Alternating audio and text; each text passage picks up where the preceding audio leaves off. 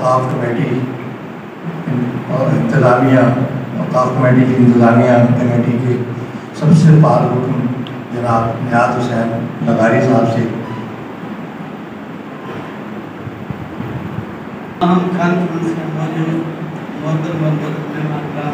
السلام علیکم be be ماہم سلام علیہ کی قبر تک صدیوں سے اہل ایمان انسان کی زیارت کا برکت رہی ہے. جیسے وہاں کے مقامی لوگ صدیوں سے بی بی ماہم یا مدینے والی بی بی کے نام سے یاد کرتے ہیں. 2009 عیسوی میں اس موضوع پر زوار عبدالستار درس نے تحقیق کی ابتدا کی. ان کے تحقیقی مضامین مختلف اخباروں اور رسالوں میں شائع ہوتے ہیں.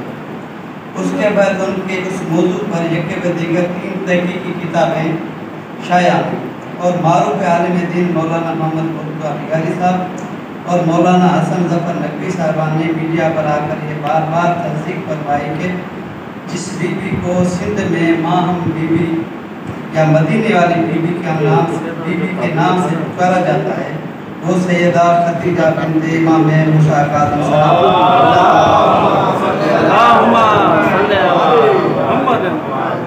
دیوار درس کی طویل تحقیق اور علماء اکرام کی تصدیق کے بعد بی بی ماہم سلام اللہ علیہ کے روضہ اطہر پر زائرین کی آمد کا نہ رکنے والا سلسلہ شروع ہوا جس میں دن بدن اضافہ ہوتا جا رہا ہے. اس پاک بی بی کے روضہ اطہر پر معجزات کے سلسلے میں بھی بڑی تیزی سے اضافہ ہو رہا ہے.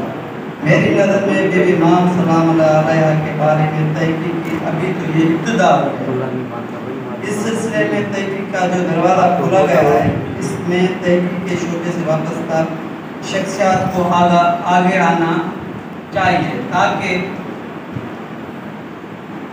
جلا کر راہ کا ڈھیر بنائی گئی تاریخ کو دوبارہ سمیٹ کر مرتب کیا جائے. مجھے امید ہے کہ اس سلسلے میں ہونے والی تحقیق سے تاریخ کے وہ گمنام طریقے کھلیں گے جن سے بہت سارے اہم و تاریخی انکشافات ہوں گے.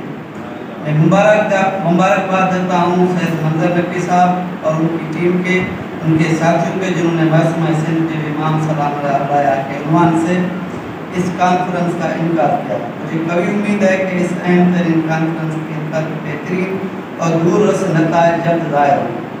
مہربانی.